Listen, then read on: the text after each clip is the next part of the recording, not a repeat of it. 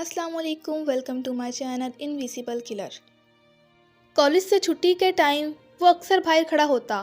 ایک دن اس نے بولا کہ وہ مجھے بہت پسند کرتا ہے۔ میں نے صاف انکار کر دیا۔ وہ پھر بھی روز وہیں کھڑا نظر آتا۔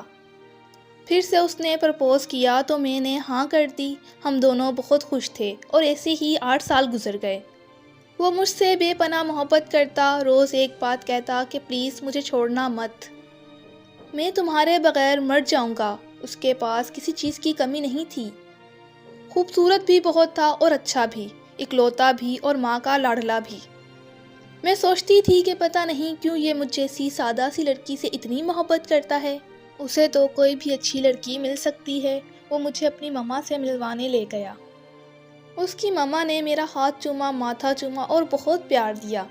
پھر ایک دن میں یونیورسٹی سے گھر آئی تو پتہ چلا کہ بابا نے میرا رشتہ کہیں کر دیا ہے۔ میں بہت روئی تو بابا نے رونے کی وجہ پوچھی۔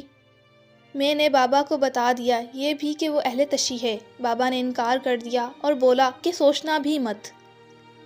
وہ میرے گھر آیا اور بابا کے پاؤں میں بیٹھ گیا۔ اس کی اماں نے میرے بابا کی بہت منتیں کی، مگر بابا نہیں مانے اور میری شادی رکھ دی۔ اس نے مجھ سے پوچھا کہ تم کیا چاہتی ہو؟ تو میں نے بولا کہ میں اپنے بابا کے خلاف نہیں جا سکتی۔ تو اس نے کہا کہ جہاں بابا نے بولا ہے وہاں شادی کر لو۔ میری شادی سے 1 ہفتہ پہلے ہی پتہ چلا کہ وہ ہسپتال میں ہے۔ میں نے گھر میں کہا کہ مجھے ہسپتال جانے دو اور میں اس سے ملنا چاہتی ہوں، مگر مجھے نہیں جانے دیا، کیونکہ انہیں ایسا لگتا تھا کہ اگر میں وہاں سے چلی گئی تو واپسی کبھی نہیں آؤں گی۔ پھر اس کا دوست ہمارے گھر آیا اور بتایا کہ وہ اب اس دنیا میں نہیں رہا۔ اس کی موت نے مجھے پاگل کر دیا ہے، نہ ہی اب شادی کی ہمت ہے۔ اپنے گھر والوں سے بھی بات کرنے کی میرے اندر اب ہمت نہیں رہی۔ اب میرے پاس خود کو کوسنے اور کاش کے علاوہ کچھ نہیں بچا۔